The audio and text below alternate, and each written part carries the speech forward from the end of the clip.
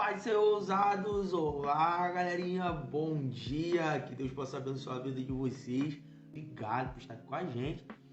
Vamos lá, galera. Nós estamos na parte 2, do nosso podcast número 4, dando seguimento ao podcast 3, a qual iniciamos falando sobre a série que se tornou a maior série vista na plataforma de streaming da Netflix. Isso mesmo.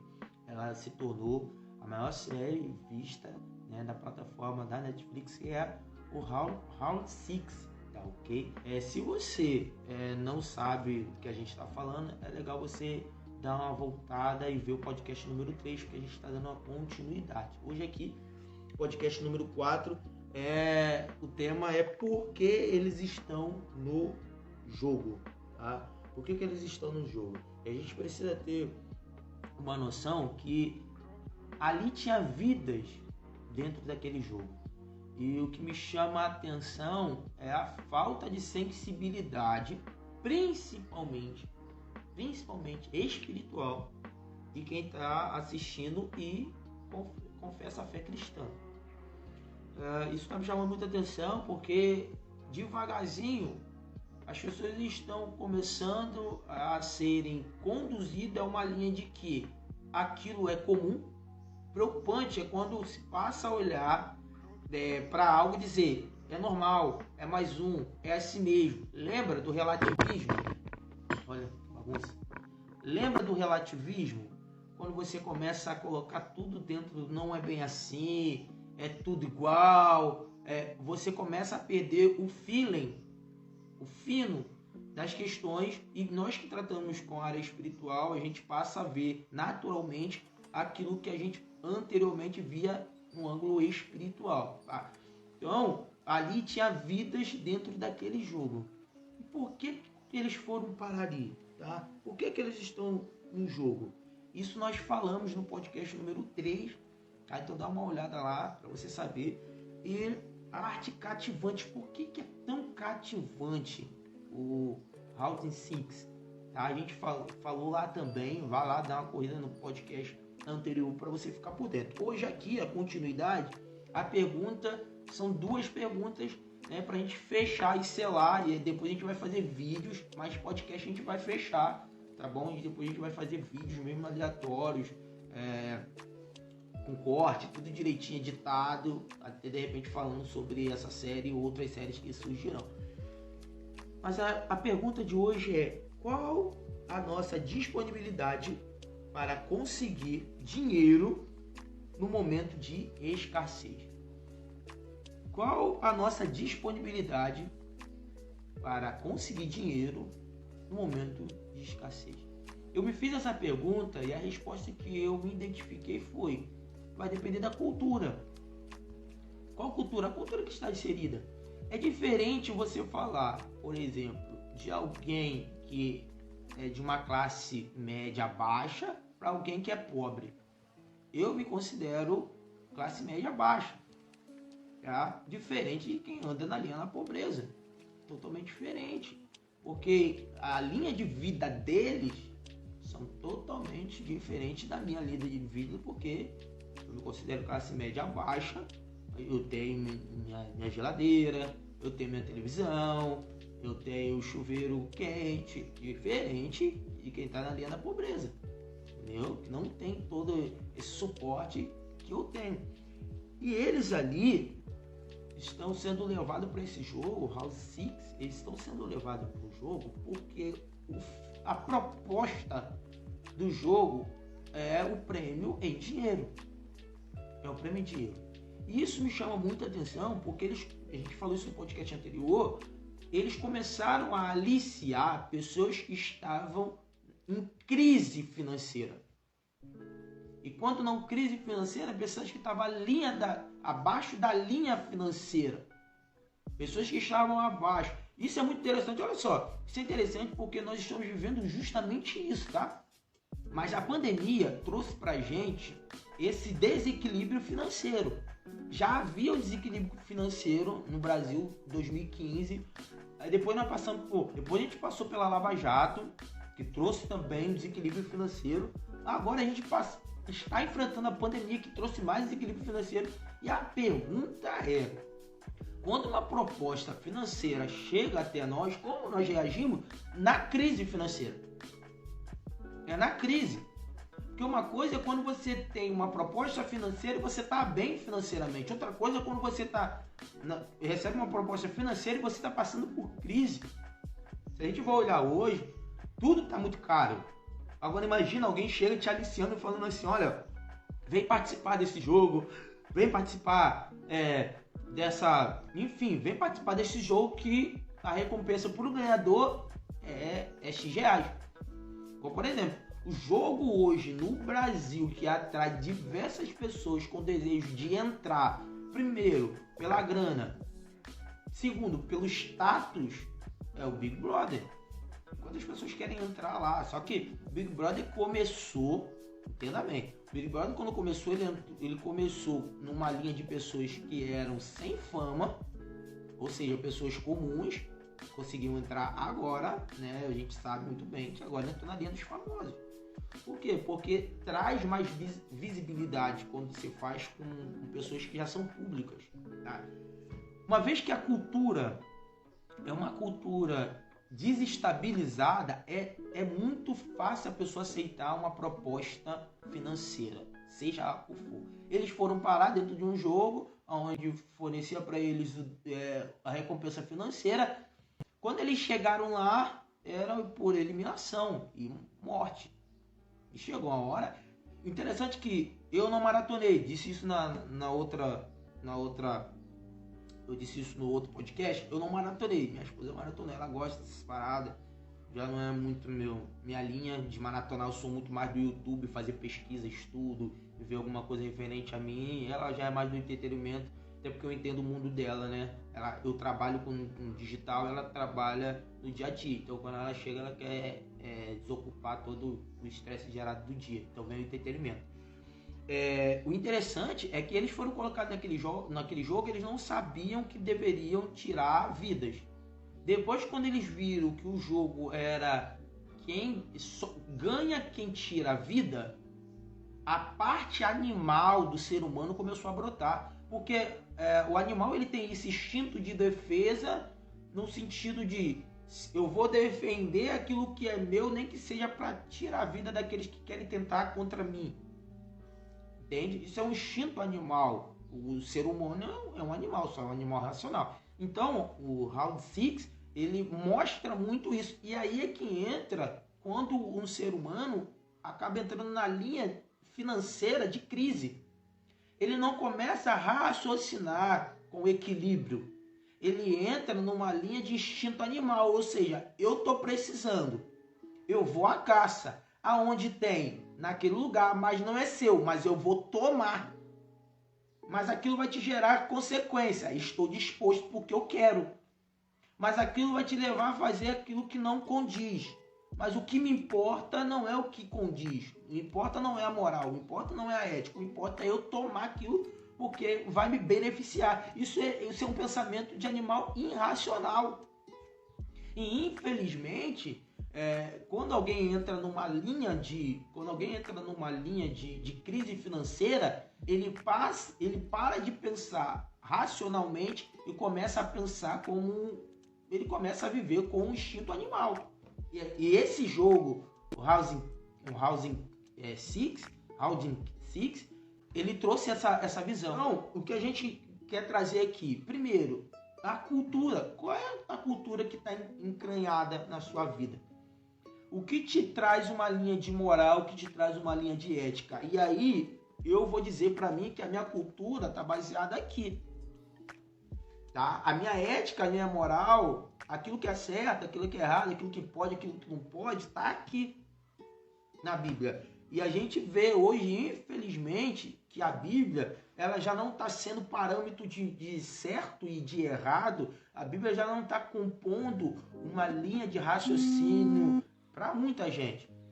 Entende? Então, se a Bíblia ela deixa de ser uma regra de conduta, quando a pessoa entra numa crise, ela pode não pensar no certo e no errado. Logo, ela pode não pensar nas consequências. Se ela não pensa na consequência, a sua mentalidade ela deixa de raciocinar e ela vai pelo instinto. E no instinto, você se torna um animal onde você ataca para receber aquilo que você quer e você se defende porque você tem aquilo como prioridade. Ou seja, aí entra a guerra. Por quê? Querem me matar, eu vou defender. Por que eu vou me defender? Porque querem tirar minha vida. Se quer tirar minha vida, eu vou defender. Beleza. Só que quando se tem dinheiro no jogo, igual o Round 6 coloca, quando se tem o dinheiro, coloca o dinheiro em jogo, você não pensa em você pensa em defender a sua vida, você pensa em tirar a vida por causa do dinheiro. E aí a gente vai voltar lá ao homem sapi, lá ao homem das cavernas, lá os homens bárbaros, entendeu? Naquela questão, o que vai me beneficiar é o alimento do outro, o que vai me beneficiar é o ouro do outro, o que vai me beneficiar é as mulheres que estão no arraial. Aí eu vou colocar força para matar, para arrancar aquilo que me beneficia. Olha só. Jamais alguém vai pegar para você e vai pegar e vai falar dessa forma no âmbito cristão, porque se há toda uma correria de mente para analisar isso. Eu acredito que tem outros cristãos que com certeza estão criando conteúdo também falando sobre isso. Mas estou criando conteúdo para minha audiência, para você se alertar quem você pode ser na crise financeira.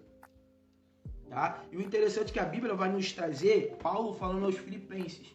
Olha o que Paulo vai falar aos Filipenses, justamente com relação ao cenário de crise.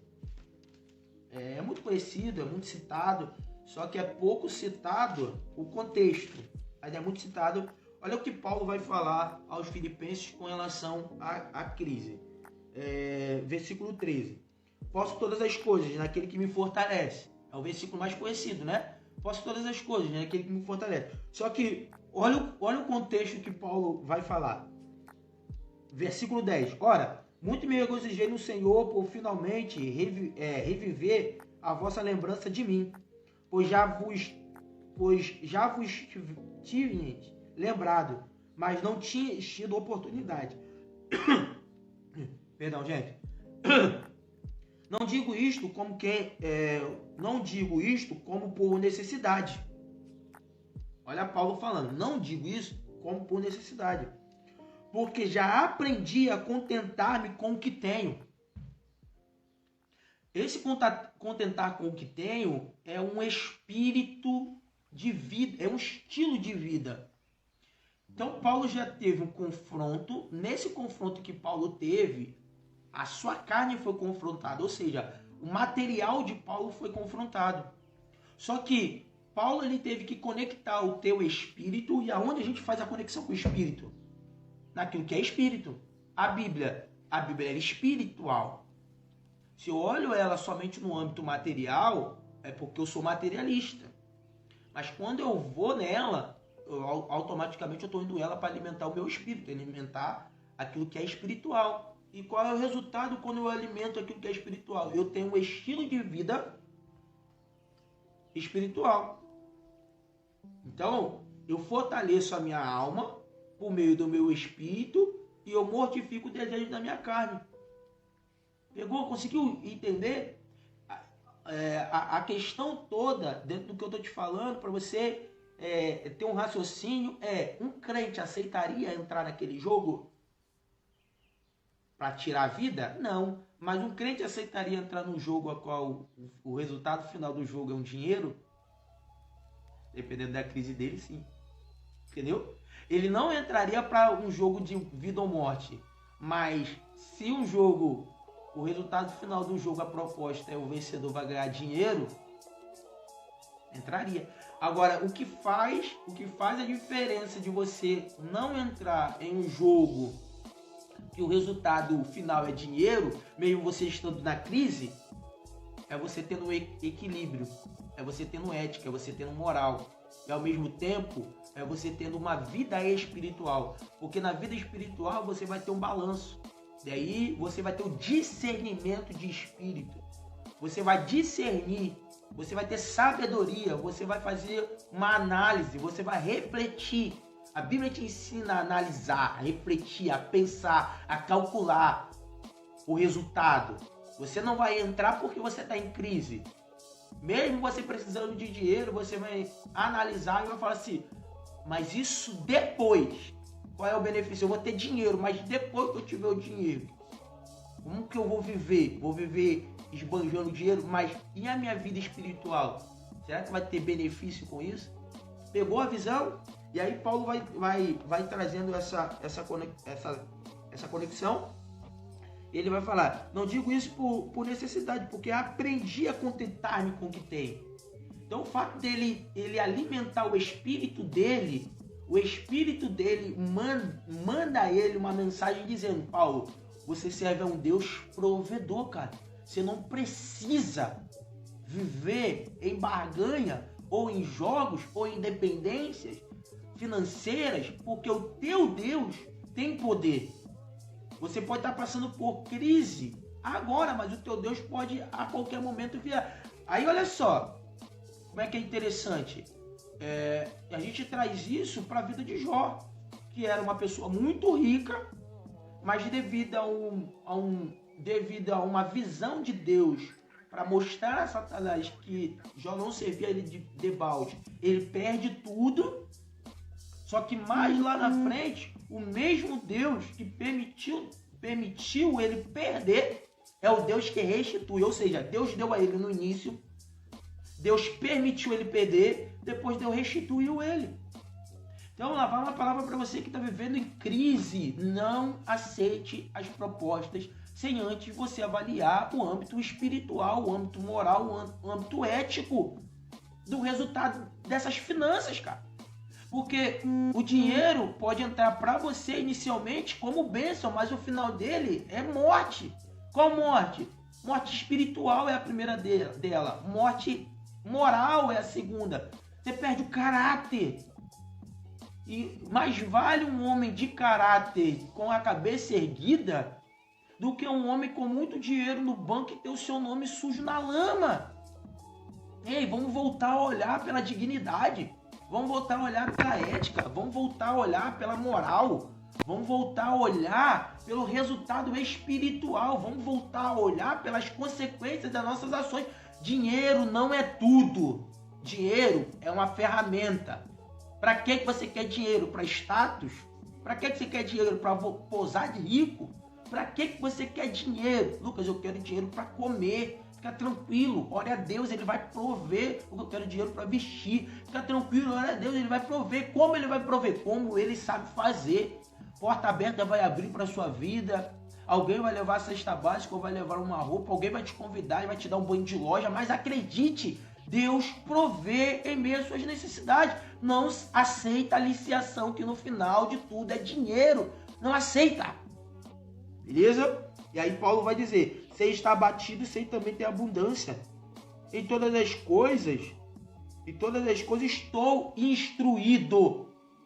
Então a palavra de Deus para a sua vida é, saiba receber instrução para viver toda a jornada da sua vida. Tá? Não alimente a sua vida só para viver a bonança, alimente a sua vida para viver a escassez. E a palavra de Deus, ela tem esse poder. Qual o poder? De alimentar a sua vida, tanto para você viver em abundância, tanto para você viver na necessidade. Porque ela te provê essa alimentação, ela te instrui a viver essa alimentação, essa fase da vida. Hoje você tem, amanhã você não tem. Mas não é porque que você hoje tem, vai viver regaladamente. E não é porque amanhã você não tem, vai viver no desespero. Acha o equilíbrio que você vai achar é aqui, na palavra de Deus.